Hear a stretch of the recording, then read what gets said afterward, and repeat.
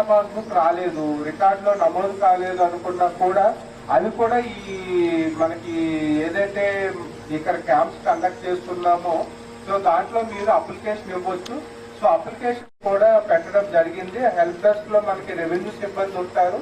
అది మీకు ఏ సమస్య ఉంది అనేది మీరు ఎక్స్ప్లెయిన్ చేస్తే సో వాళ్ళే ఏదైతే మనకి అప్లికేషన్ ఉందో అప్లికేషన్ అనేది ఫిల్ చేసి ఆ సమస్యను మీరు డీటెయిల్ గా ఇస్తే దాన్ని కూడా దాంట్లో మెన్షన్ చేయడం జరుగుతుంది.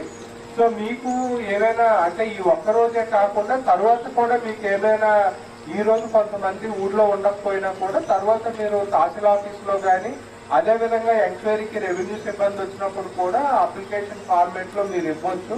సో మనకి ఏదైతే ఈ రోజు మీరు ఇస్తున్నారో అవి కూడా మనము ఒక టైం బౌండ్ మేనర్ లోన వితిన్ 1 month లో మనం అవన్నీ కూడా డిస్పోజ్ చేయడం అనేది జరుగుతుంది.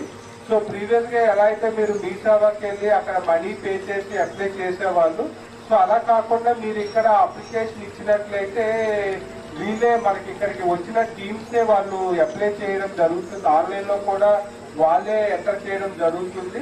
సో తర్వాత మీరు ఇచ్చిన అప్లికేషన్స్ తీసుకొని మనకి నెక్స్ట్ 2-3 days లో టీమ్స్ కూడా మనము వేరే మండలాల నుంచి కూడా రెవెన్యూ ఆఫీసర్స్ ని డిప్యూట్ చేసి టీమ్స్ గా ఫామ్ చేయడం జరిగింది. వాళ్ళు కూడా మీ విలేజెస్ వచ్చి ఏదైతే మీరు ఆ భూ సమస్యల గురించి అప్లికేషన్స్ ఇచ్చారో వాటిని డీటెయిల్ గా ఎంక్వైరీ చేసి డిస్పోజ్ చేయడం అనేది జరుగుతుంది.